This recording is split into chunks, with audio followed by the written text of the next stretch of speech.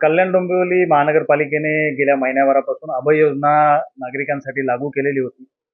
त्या योजनेचा आम्हाला उत्स्फूर्त प्रतिसाद मिळालेला आहे आणि बऱ्याच अंशी काही जे खूप क्रोनिक प्रकरणं होते, खूप दिवसापासून प्रलंबित होते, ज्यांचे नागरिकांना किंवा टॅक्स पेयरांना काही समाधान मिळत नव्हतं.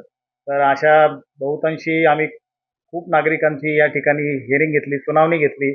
त्यांना योग्य मार्गदर्शन केलं आणि त्याच्यातनं चांगला प्रतिसाद आम्हाला मिळालेला आहे.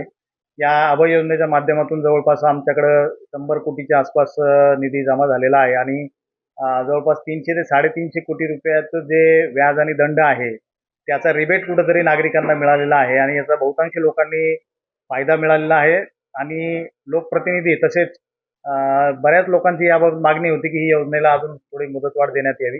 तर याबाबत माननीय आयुक्त महोदयांनी सर्वंकष विचार करून आम्हाला निर्देश दिलेले आहे, की ही अभय योजना जी आहे ती 31 जानेवारीपर्यंत वाढविण्यात येत आहे.